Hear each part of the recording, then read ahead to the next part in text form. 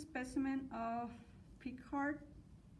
I dissected it using a coronal section, and the heart has this conical shape with the base facing up and towards the right. So this is the way it orients in the thoracic cavity, and the apex faces inferiorly and towards the left. Actually, in our body, the apex of the heart projects into the anterior thoracic wall at the 5th intercostal space, the mid-clavicular line, which is the line that runs in the middle of the clavicle. It's basically corresponding in males to the nipple, okay, of the mammary area. So this is the anterior view of the heart then, and in the anterior view, what you can see is the surface of the right ventricle, which is this, and the surface of the left ventricle, which is this. And above the ventricles, which are the lower chambers of the heart, you can see the atria. This is the right atria because it's above the right ventricle, and this is the left atria because it's above the left ventricle. Now, one thing that you can see in the surface of the heart, it is these blood vessels. These blood vessels runs in sulcus. So this is the interventricular sulcus, and this is the coronary sulcus. So in the interventricular sulcus anteriorly, we have the anterior descending artery, or ADA.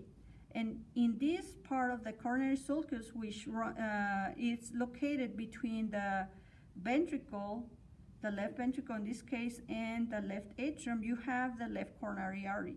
The left coronary artery, it's a branch of the aorta. And so the right coronary artery. So these are the first branches of the aorta, which is the largest artery in our body.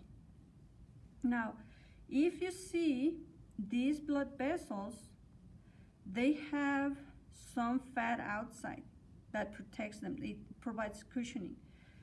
If this fat was inside the blood vessels, that would be bad for the heart.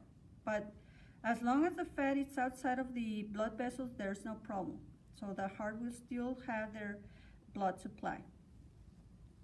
Now, in the posterior view, you can see the posterior descending artery, or PDA, that runs in the corresponding interventricular sulcus in the posterior side of the heart. Okay? Now, if you see here at the base of the heart, you have the great blood vessels exiting, like the aorta, which is this, and the pulmonary trunk, which is this. Now, if you open your coronal section, you will be able to see the internal structures of the heart. So this is the apex again. This is the base. This is the interventricular septum that separates the right and left ventricles. And in here, you cannot see it pretty well, but we have also a separation between the right and the left ventricle, which is called the interatrial septum. Now, these are the walls of the ventricles, and the walls of the ventricles are majorly made of this myocardial muscle. And then the left wall is thicker than the right wall. Why? Because the left side of the heart pumps the blood into a greater distance towards the body up to the feet than the right side of the heart, which only pumps the blood into the lungs. Now, inside the ventricular chambers, you can see these fleshy portions, which are the muscles. Trabecula carni is one of the name of the muscles. And then you can see these very thick muscles that are called the papillary muscles. These papillary muscles holds these cords of tendons that are called chordae tendinae. These are ligaments that hold these flaps of the valves that communicate the atria with the ventricles. Since this is the left ventricle and this is the left atrium, we have the mitral valve or bicuspid valve that allows the flow of blood from the atria into the ventricles and not backing up the blood from the ventricles into the atria. This is called bicuspid or mitral because it has two leaflets.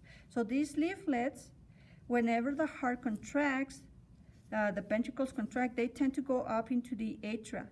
And one thing that brings them back into the right position, or the normal position, which is into the ventricles, is by tensing these papillary muscles, thus tensing or create tension in these chordae tendineae and pulling them back into the ventricles, preventing the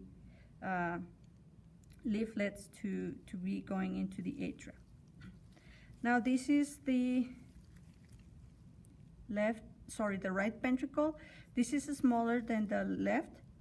And then above these ventricles, again, you have the atria. So this is the right atrium, and then this is the left atrium. And then if you put your probe on the left ventricle and go up, you reach into the aorta.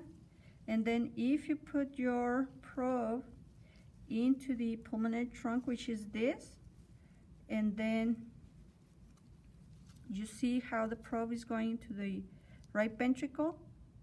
This is one way to tell which one is the right and which one is the left ventricle.